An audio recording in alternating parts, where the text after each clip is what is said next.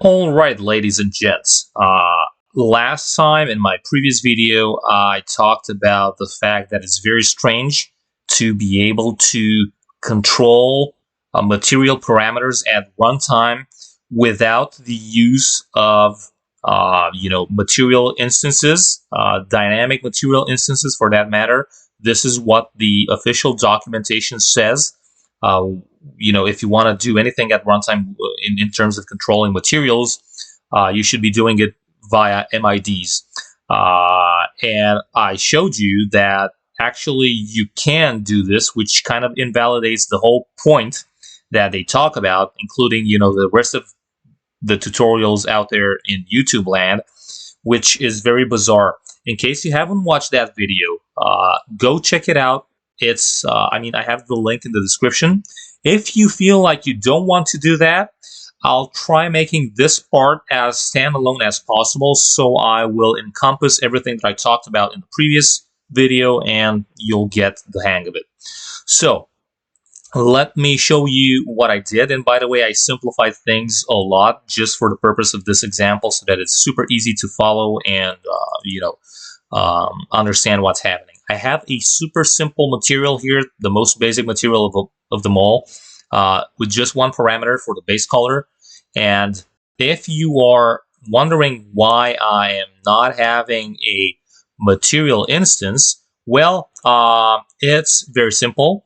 As I showed in previous video, and I'll be showing this in this one as well, not only do you not need a dynamic material instance, but you also don't need a constant material instance, which is what you are getting when you're doing this thing right here.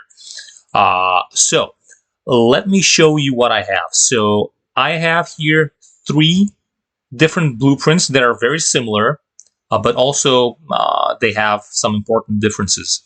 So all of them have a ball and a cone inside. However, the difference is that this one, as the name suggests, it has static materials. In other words, for the ball and for the cone, I just applied some random materials that I found from the engine content. So they're just standard materials, nothing special about them, just for the purpose of demonstration. And if I drag these into the scene, you'll see that, at runtime, nothing happens to them. It's pretty much what we're expecting, just 2 objects inside a blueprint, basically sharing some static materials. I mean, they're not sharing them. They have their own individual ones, but you get the point. They have materials, and that's it. Now, the very next one in line is the material, which basically, as the name suggests, has no MID. In other words, I'm not using any MID. So again, I have a ball and I have a cone. This time around, you can see that I'm using my own material. And again, I'm not using a material instance. I'm using the parent base material directly. You can see I have nothing in the construction script. Everything is super simple. And inside the event graph, at the event tick, basically what I'm doing is I'm changing the ball, the sphere, and the cone, making their colors fluctuate periodically. For the ball, I'm keeping the red channel at 1, and I'm playing with the green between 0 and 1. This is what I'm doing here. I'm just getting the current time, and I'm making a sinus of the time. I'm adjusting here the frequency, and I'm doing +1, and I'm dividing everything by 2 just because the sinus goes between -1 and +1, and I'm just remapping them between 0 and 1. Anyhow, don't pay attention to this because this just makes something go between 0 and 1 with some frequency.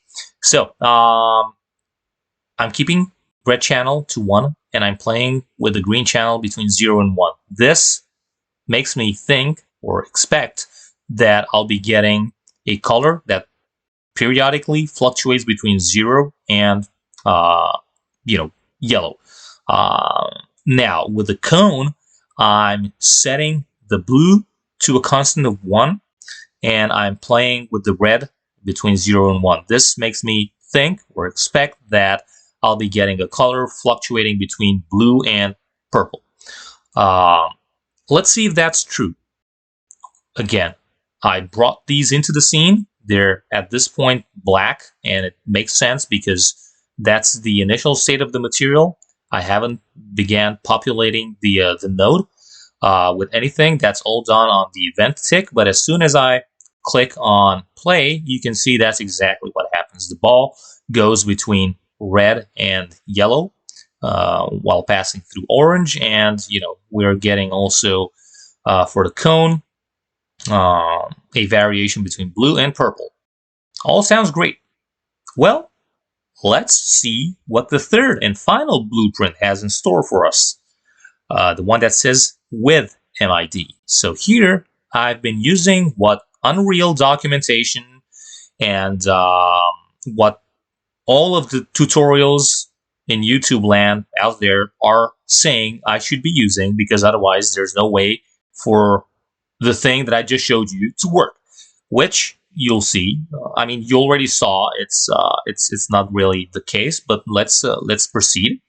So here, ignore what's above. You'll see in a moment what happens there.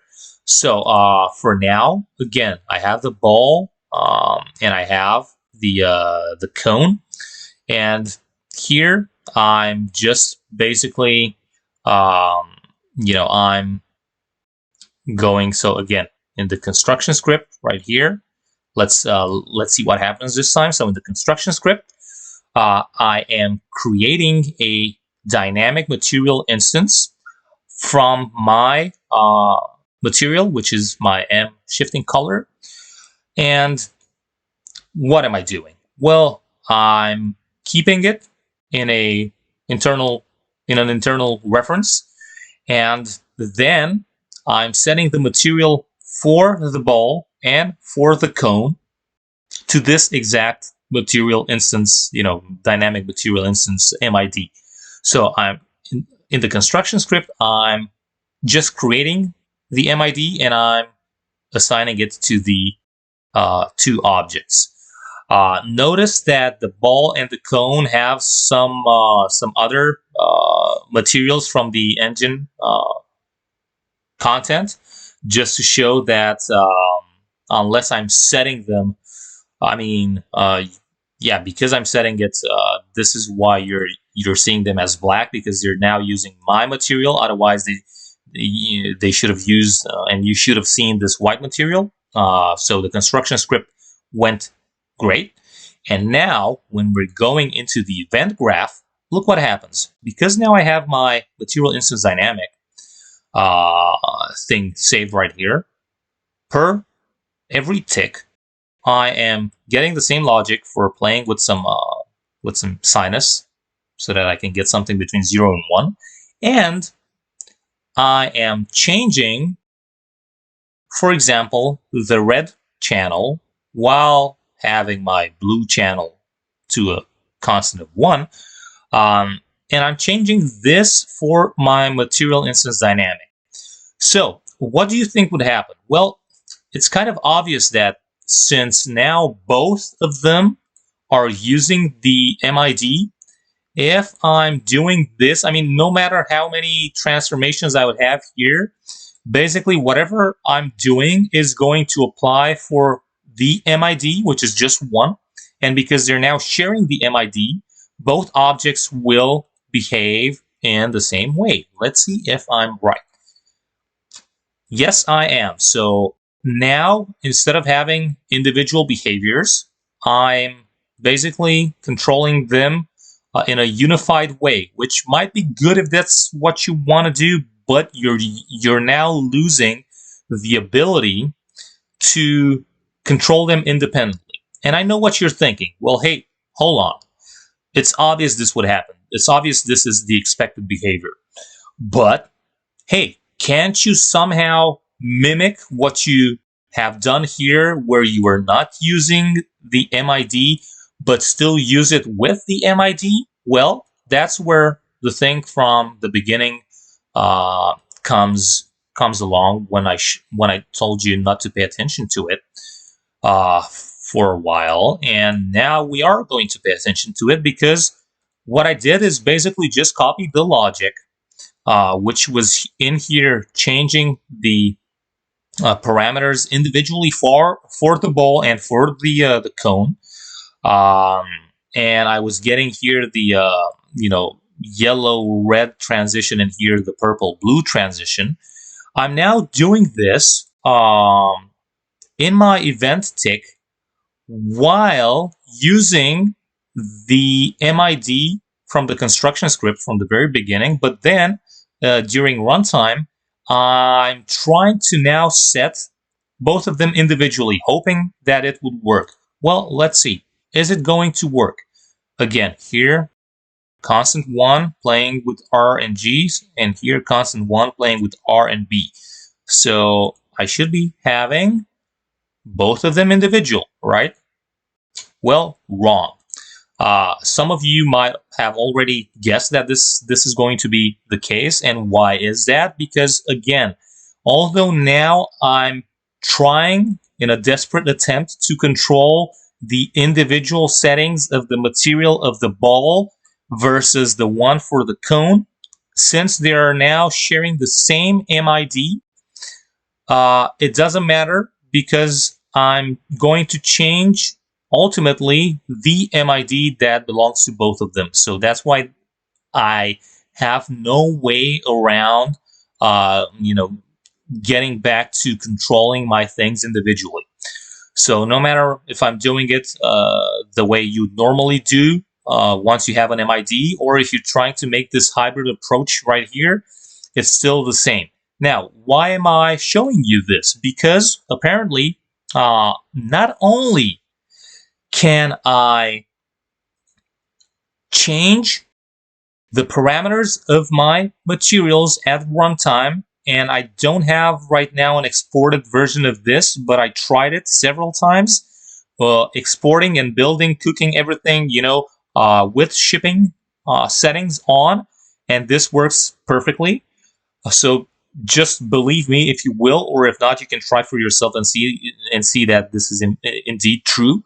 So not only am I able to change at runtime the parameters of materials, which is something that the official documentation expressly tells you could not do. I mean, you cannot do, and that's why you should be using MIDs.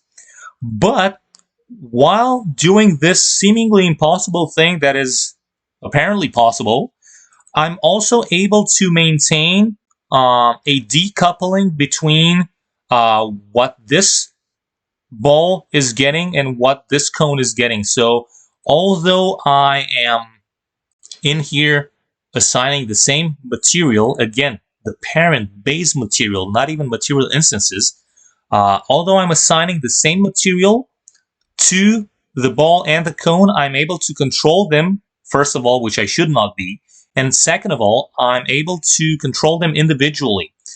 While if I do what the Unreal documentation and all of the other tutorials out there say, obviously, yes, it works. I am going to be able to control the parameters with MIDs as well, but apparently, A, it's not needed, and B, once I'm doing it, I'm losing the separation because obviously I'm now using one material instance that I'm creating right here. So I'm creating how many?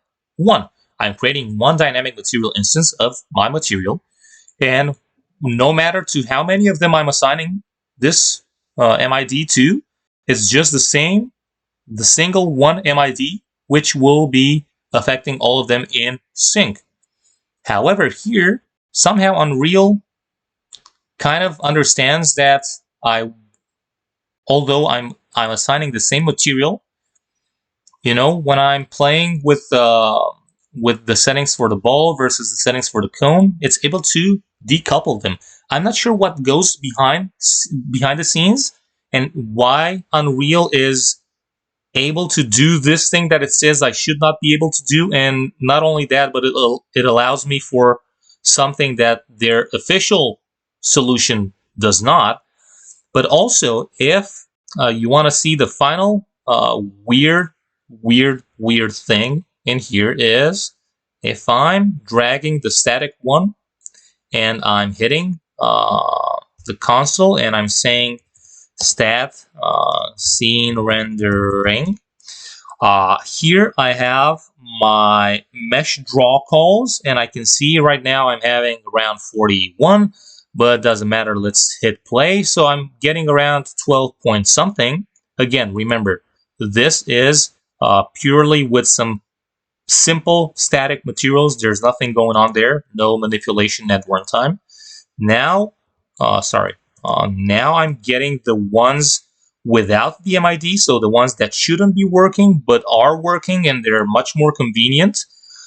Again, I have the exact same value for my mesh draw calls, both when playing and when not playing. And if I go further and I bring in the ones with the MIDs, the ones that are using the MIDs, again, the mesh draw calls when not playing and also when playing, it's exactly the same. They're exactly the same. So 12 point something and 41 point something. In other words, I have no idea what's happening behind the scenes, but a lot of things that should not work are working.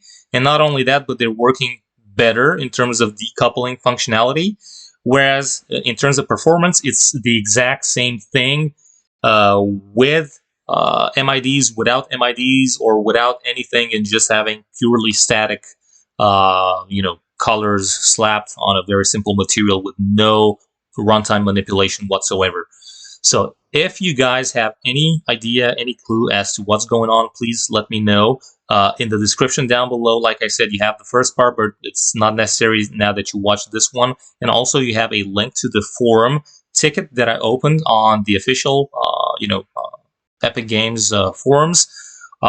Feel free to chime in and either leave me some comments in the comment section of this video itself, or just go into the Unreal forums and feel free to let me know what's up. I heavily appreciate the time and the patience that you had for watching this video, and I'm hoping not only are you going to be able to help me, but also a lot more people with your input. And in case you have no idea, I mean, there you go, some weird homework for everyone to have something to scratch your head for. Once again, thank you, and I'm eagerly awaiting your comments. Thanks so much. Ciao.